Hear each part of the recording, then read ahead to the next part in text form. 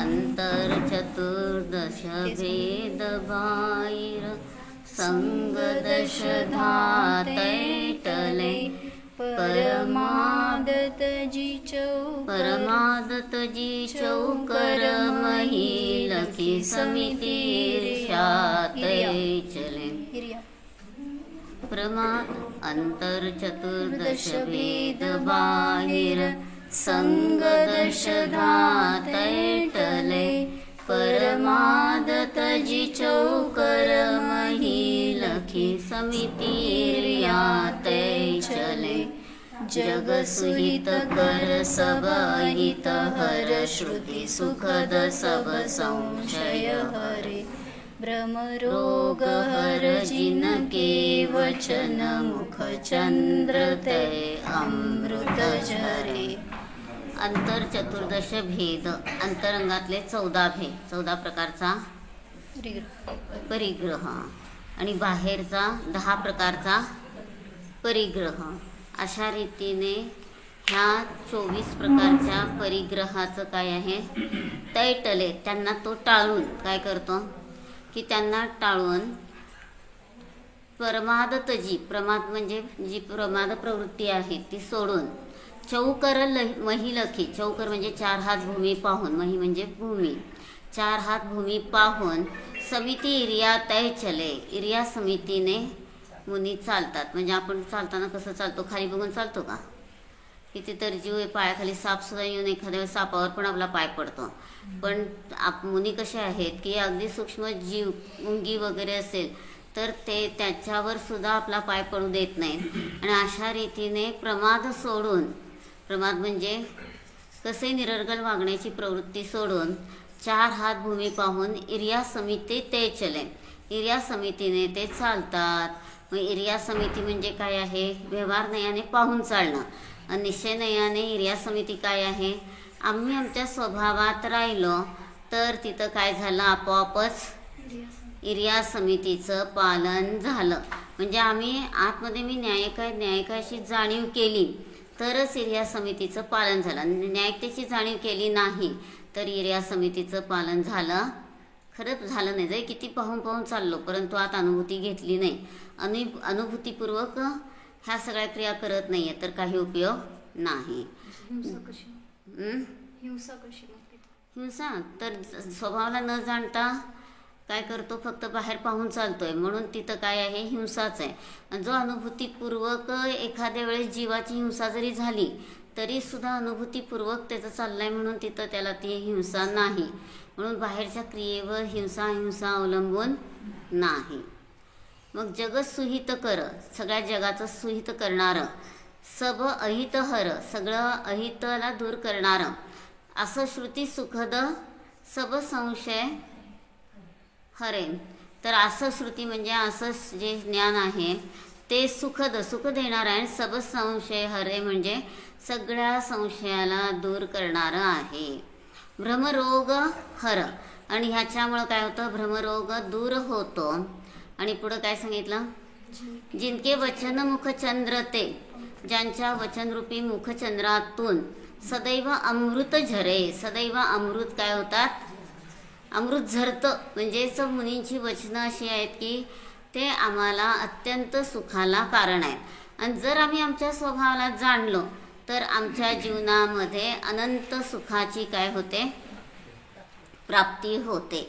म्हणून ह्यातनं लक्षात घ्यायचं आहे, मुनींच्या चर्या चालली आहे पण फक्त मुनींसाठीच नाही आहे, तर श्रावक अवस्थेमध्ये सुद्धा आम्ही काय करू शकतो, अशा पद्धतीने पालन करू शकतो. आणि जर हे पालन केलं तर कधीतरी मुनी होणार. म्हणजे मुनित्वाचं बीजारोपण श्रावक अवस्थेत आहे. श्रावक अवस्थेत पालन करणार नाही, एकदम मुनी झाल्यावर मी पाळेन असं म्हटलं तर काय झालं, चुकलं. म्हणून इथं आपल्याला लक्षात घ्यायचं आहे की जो प्रवचनसारचा क्रम सांगितला, पहिल्यांदा ज्ञान तत्व प्रज्ञापन, दुसरं ज्ञेय तत्व प्रज्ञापन म्हणजे सम्यक दर्शनाचा अधिकार, आणि तिसरं काय सांगितलं, चरणानुग चुलिका. मग अशा रीतीने ज्ञानपूर्वक सम्यक्त्वाला प्राप्त होऊन जो चारित्र्याला प्राप्त होतो आणि आत्मनिर्भर जीवन जगू लागतो त्याचं जीवन शांतीला कारण आहे. आणि जर आम्ही स्वतःला जाणलं नाही तर आमचं जीवन काय चाललंय, वाया चाललंय. म्हणून आम्ही अनेक भवामध्ये पिंची कमंडलू इतक्या वेळा धारण केली की पिंची कमंडलूचे ढीग लागलेत. किती मेरू पर्वत आहे एवढे, पिंची दाबली तर अगदी छोट्या जागेत राहते. आणि अशा रीतीने पिंची कमंडलूचं इतका मोठा ढीग झालाय, म्हणजे इतक्यांदा दीक्षा घेतली आहे तरी सुद्धा आम्ही मोक्षाला का गेलो नाही. तर आम्ही स्वभावाला जाणलं नाही. स्वभावाला जाणून दीक्षा घेतली नाही. स्वभावाला जाणून दीक्षा घेतली असती तर आमचं हे सगळं काय झालं की दुःख संपलं असतं. म्हणून प्रत्येक क्षणी आम्ही न्याय काय असं स्वभावाचीच काय केली पाहिजे, रुची केली पाहिजे. आणि स्वभावाची रुची केली आणि अनुभूतीपूर्वक सगळं थोडी छोटी क्रिया असेल तरी सुद्धा ती काय आहे, मोक्ष मार्गामध्ये उपयोगी आहे. आणि अनुभूतीने खूप क्रियाकांड केलं तरी मोक्ष मार्गामध्ये उपयोगी नाही. मग पहा आपल्याला सगळं कसं चाललेलं असतं की आपण सगळं करतो क्रिया, परंतु समजून करतो का. पूजेला तांदूळ धुतले, कधी धुतले, सूर्य उगडायच्या आधीच. म्हणजे बघा काय काय आपण करतो. सूर्योदय व्हायच्या आधीच जर केलं तर ते नंतर चढवायला बसतो तरी सुद्धा ते काय लागला, दोष. किंवा आता खूप जण काय करतात, रात्री खात नाही आहेत परंतु एवढं मोठं लाडू दिवाळीला काय केलं, भाजून ठेवलं आणि रात्री बांधत बसले 8-9 वाजेपर्यंत, तरी सुद्धा काय झालं, दोष लागला. म्हणून सूर्योदयाच्या आधी आणि सूर्यास्तानंतर काहीच करायचं नाहीये. आणि आम्ही इकडं खात नाही म्हणतो आणि इकडं सूर्योदयाच्या आधी नंतर केलं तर ते काय झालं, सगळं दोषाला कारण झालं. म्हणून सूर्योदयाच्या आधी काय आहे, साधं आपण इथं पाहतो की तेलाची डबी सुद्धा रात्र झाल्यावर उघडायची नाही म्हणतो आपण. का म्हणतो, तर रात्री अल्ट्राव्हायोलेट किरण काय झालेत, कमी झालेले आहेत, मंद झालेले आहेत. आणि त्यावेळेस जीवांची खूप मोठ्या प्रमाणात काय होते, उत्पत्ती होते. आणि त्यावेळेस आम्ही कुठल्याही वस्तू ज्या परत धुवू शकत नाही अशा वस्तू जर आम्ही काय केल्या, उघडल्या, तर ते सगळं काय झालं, बाधितच झालं. म्हणून आपल्याला ज्ञान असेल तर ज्ञानपूर्वक चर्या आपली कशी असेल, सुव्यवस्थित असेल. आणि ज्ञान नाही आणि चर्या आपण करायला लागलो तर ते काय झालं, आम्हाला अशांतीला कारण झालं. म्हणून आम्ही आमच्या स्वभावाला जाणून हे सगळं करत असू तर आम्ही मार्गस्थ होतो. स्वभावाला न जाणता करत असू तर आम्ही मार्गस्थ होऊ शकत नाही. म्हणून प्रत्येक क्षणी आम्हाला काय पाहिजे, आमचा न्यायिक स्वभावच आम्ही जाणला पाहिजे. आणि असं आम्ही आमच्या न्यायिक स्वभावाला जाणलं तर आम्ही मोक्ष मार्गस्थ होतो. आणि क्रिया करताना त्या क्रियेमध्ये काय आहे, विवेक आहे. लोणचं 1 दिवसाचं खायचं सांगितलं पण कसं खातो आता, आज सकाळी 8 वाजता केलं, उद्या सकाळी 8 वाजेपर्यंत खाल्लं, 1 दिवस झाला का, तर रात्र गेली की त्याला 2 दिवसाचा काय लागला, दोष लागला. म्हणजे हे आपल्याला सगळं कळत नाही. तळलेलं फक्त सांगितलं की 24 तासाची मर्यादा, पण ते पण कसं की आता आपण जी तळलेली वस्तू आहे त्याला चिमट्यानी काढून ठेवलं, हात ओले लावले नाही, त्या पिठाचा ओला हात लावला नाही, काही नाही, तर ते आज 1 वाजता केलं तर उद्या 1 वाजेपर्यंत चालतंय. परंतु ओले हात लागले किंवा पिठाचं हात लागले तरी सुद्धा काय झालं, तर त्याची मर्यादा त्या दिवसापुरती 6 तासाचीच झाली. म्हणून आपल्याला ज्ञान झालं तर आपण व्यवस्थित सगळं करू शकतो, ज्ञान झालं नाही तर व्यवस्थित काही करू शकत नाही क्रिया. आणि मग आपल्याला इथं लक्षात घ्यायचं आहे की जे मुनिराज आहेत ते आत्मानुभूतीपूर्वक हे सगळं करतायत आणि असं आत्मानुभूतीपूर्वक करत आहेत. म्हणून तिथं काय आहे, तर त्यांचं जे वचन आहे ते अमृताप्रमाणे त्यांच्या मुखातनं झरत आहे. आणि आमचा भ्रमरोग काय होतो, दूर होतो. काय भ्रमाचा रोग आहे, आपल्याला परातनं एकत्व बुद्धी करून आनंद मानतो, त्यातनं मला आनंद मिळतो. नवीन नवीन आवडणारे पदार्थ खाल्ले तर त्यातनं आनंद मिळतो. पण न्यायदीपिकात आपण शिकलो आहे, मग त्यात काय सांगितलं, जिथं ज्ञान आहे तिथंच आनंद आहे. ज्ञान आणि आनंदाचा अविनाभाव संबंध आहे. आणि हे जर आपल्याला समजलं तर आपण ज्ञान आनंद स्वभावाला जाणूनच मोक्ष मार्गस्थ होऊ शकतो, अन्यथा नाही.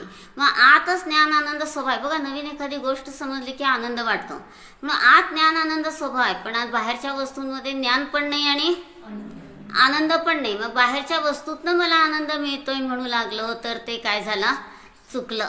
म्हणून आपल्याला लक्षात घ्यायचंय की हे मुनिराज आत्मनिर्भर जीवन जगू लागलेले आहेत. ज्ञान श्रद्धापूर्वक आपोआप त्यांचं चारित्र्य प्रगट झालं म्हणून चरणानियोग चुलिका, चुलिका म्हणजे विशेष कथन करते. मग अशा रीतीने सूक्ष्म करते, सांगितलेलं सांगतं, न सांगितलेलं सांगते किंवा मिश्र सांगते, त्याला म्हणायचं चुलिका.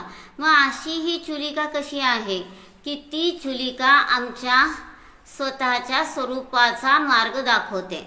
आणि असं आता सांगितलं की नाही, त्या आर्किमिडीज त्याने त्या पाण्यामध्ये उडी मारली आणि त्याच्या वजनाचं पाणी काय झालं, बाहेर फेकलं घेतलं आणि त्याला जो सिद्धांत शोधायचा होता तो मिळाला आणि मग तो बाहेर तसाच पळत सुटला की मला मिळालं, मला मिळालं. कपडे अंगावर नाहीत, काय नाहीत. तिथं त्याला आपोआप नग्नावस्था आली की नाही, मुनी झाला. तर इथं जे मुनी आहेत ते आत्मानुभूतीपूर्वक ज्ञानपूर्वक काय करतायत की श्रद्धेला प्राप्त होतात. श्रद्धेला प्राप्त होऊन अतिंद्रिय आनंदाला प्राप्त होतात आणि तिथं मग त्यांचं चारित्र्य आपोआपच सहज दशा नग्नत्व आपोआप प्रगट झालं आणि त्यामध्ये त्यांना काही वाईट वाटत नाही. मग अशा रीतीने सगळे प्रमाद वगैरे सोडून जे काय आहेत आपल्या स्वतःच्या स्वरूपाला जाणतात आणि असं त्यांच्या मुखचंद्रातनं अमृत झरतं. ते अमृत आपण प्राशन केलं तर आपला भ्रमरोग संपला.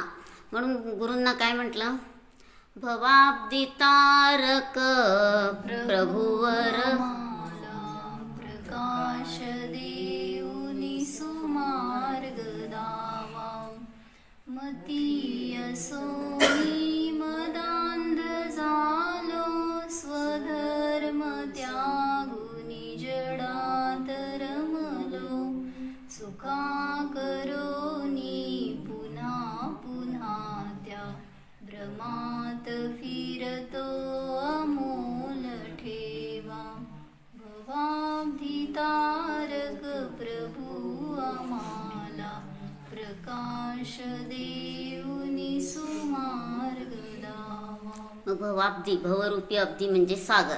भवसागरातून तारण्याला कोणाचे वचन उपयोगी सांगितले, मुनींचे वचन सांगितले आणि आम्हाला हे वचन मिळाले आणि आमचा सगळा काय झाला, भ्रमरोग संपला. शरीर माझं आहे, शरीरातनं आनंद मिळतो. जे जे सगळे आम्ही खोटे भाव करत होतो ते सगळे भाव संपले. माझ्या ज्ञान दर्शन स्वरूपातच आनंद आहे. बाहेरच्या वस्तूंमध्ये ज्ञान पण नाही आणि आनंद पण नाही. आता जेवायला बसल्यावरच प्रयोग करा की आपल्याला अगदी आवडणारे सगळे पक्वान्न केलेत आणि ते खाताना त्यातनं किती किलो आपल्याजवळ आनंद सामावला गेला. राहतो का आनंद आपल्याजवळ? बिलकुल नाही आहे. म्हणजे त्यात आनंद गुणच नाही. म्हणून अचेतन वस्तूंमध्ये स्पर्शरसगंध वर्ण आहेत, ज्ञान पण नाही आणि आनंद पण नाही. आणि आपल्या जीवामध्ये नवीन एखादं ज्ञान झालं की लगेच आनंद होतो. म्हणजे आपल्यामध्ये ज्ञान पण आहे आणि आनंद पण आहे. आणि असा आपला आनंद, आनंद कशाला म्हणते, आ म्हणजे चोहो बाजूने, नंद म्हणजे समृद्ध, अनंत गुणांच्या वैभवाने समृद्ध माझा स्वभाव आहे. आणि त्या स्वभावाला मी जाणलं तर माझी सगळी दुर्दशा आत्ताच संपली. म्हणून आपल्याला प्रत्येक क्षणी काय करायचंय, स्वतःच्या ज्ञानदर्शन स्वरूपाला जाणायचंय. आणि असं ज्ञानदर्शन स्वरूपाला जाणू लागलो तर आपल्याला बाहेरची सगळी रुचीच संपली. म्हणून आपल्याला ह्या 6 ढाली कशासाठी सांगितल्या, ढाल जसं युद्धामध्ये वापरतात शत्रुपक्षाचे वार अंगावर येऊ नयेत म्हणून, मग तसं आपल्यावर सुद्धा विभावाचे वार व्हायला लागलेत आणि ते होऊ नयेत म्हणून ह्या 6 ढालीतनं आपण काय करू शकतो, स्वतःचं संरक्षण करू शकतो, स्वभावाला जाणू शकतो आणि मोक्ष मार्गस्थ होऊ शकतो. म्हणून आपल्याला काय आहे की प्रत्येक क्षणी आत डोकवायचं आणि आम्ही प्रत्येक क्षणी सापडतो कुठं, बाहेर. आणि त्यामुळे आमची सगळी काय चालली आहे, सुदशा चालली की दुर्दशा, दुर्दशा चालली आहे. म्हणून मी न्यायक आहे, न्यायक आहे असं जर स्वतःला जाणलं तर आमची सगळी दुर्दशा आत्ताच संपली, वेगळा क्षण नाही. म्हणून आपण आतमध्ये स्वतःला जाणलं तर ही सगळी आपली आनंदाची दशा प्रगट होते. म्हणून धर्म इज इक्वल टू अतिंद्रिय आनंदाने जगण्याची कला. बघा, भीष्म पितामह बाणांच्या सय्येवर पडलेले आहेत आणि किती सगळ्यांनी प्रयत्न केले तरी त्यांचे प्राण जाईनात. मग शेवटी अर्जुनाला म्हटलं ना पाणी पाजावं तर ह्यांचे प्राण जातील म्हणून त्यांनी एक बाण पृथ्वीमध्ये मारला पाण्याची धार बरोबर त्यांच्या तोंडात गेली तरी सुद्धा प्राण जाईनात. मग शेवटी कृष्ण म्हणतो की यांनी पाप बघण्याचं पाप केलंय. कारण हे घरात मोठे होते आणि ज्यावेळेस द्रौपदीची विटंबना करत होते त्यावेळेस हे गप्प बसले आणि हे पाप बघण्याचं पाप केलं म्हणून यांची काय चालली आहे दुर्दशा. त्यांनी प्रतिक्रमण करायला पाहिजे आणि पश्चाताप केलं की त्या क्षणातच प्राण गेले. म्हणजे बघा कसे अडकून पडलेले असतात प्राण. मग तिथं त्यांनी पश्चाताप केला की लगेचच तो जीव सुटला. दुसरी पण कथा, पंढरपूरला असताना सल्लेखनेसाठी एकांना आणलं आणि त्यांनी काय उद्योग केला होता, मंदिरामध्ये स्टीलची शिडी करून ठेवली होती. कशासाठी? प्रेत न्यायला.